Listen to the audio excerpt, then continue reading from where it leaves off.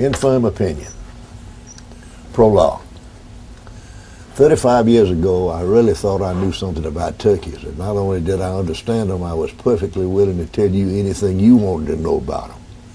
In the last 2-3 years, all kinds of things have happened that have caused my firm convictions to lose a great deal of their rigidity. In some cases, the convictions have turned out to be wrong. In many cases, their sharp corners have been knocked off.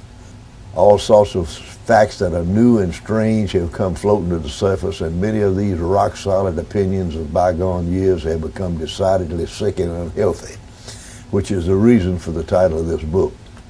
You may remember that Mark Twain pointed out when he was talking about what the railroads had done to the steamboat business, that while the steamboat business was not dead, neither was a crippled octogenarian who could once jump 22 feet on level ground. Now that I have become an octogenarian myself, and even though I am not crippled, I do understand what Mark was talking about. I am obliged to confess in passing, however, that my best leap was substantially less than 22 feet. As a matter of actual fact, it was 15 feet and 3 inches.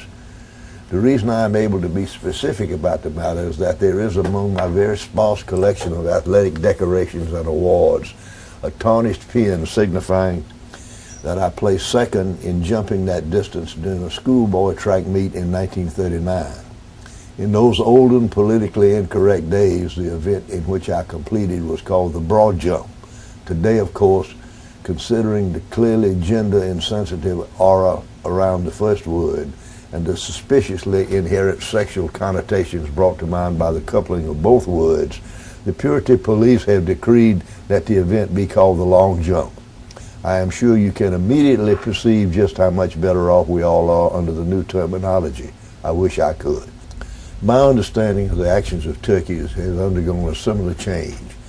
Roughly 30 years ago, I did an article for Sports Illustrated entitled "A Boatload of Dumb."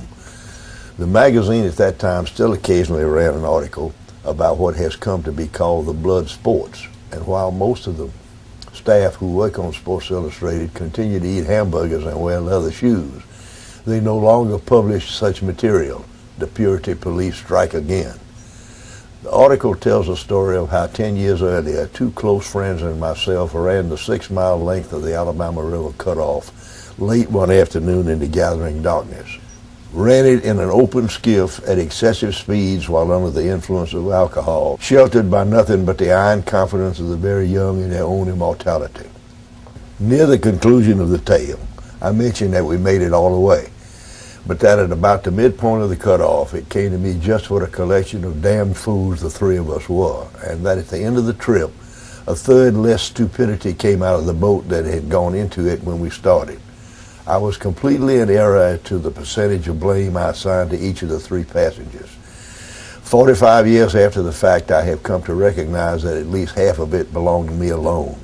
The other 2 only come in for a quarter of a share apiece, which means that a full half of the stupidity came out of the boat when I stepped up on the dock. It appears as well that the load has not lessened with the passage of time, and that I am still carrying most of my original cargo of dumb 40 years later. I don't seem to have dropped a bit of it overboard as I got out of the boat, or lost much of it at all during the intervening years. Turkeys have spent most of the last 2-3 years pointing out to me that they have characteristics, habits, and patterns of behavior that I never realized they possessed.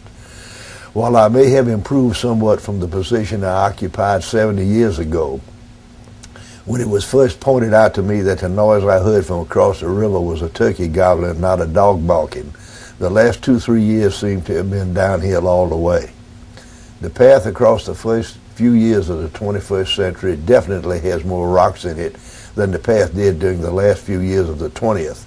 It may be that I have finally arrived at a decent estimate of just how little I really know. Welcome to the rock pile.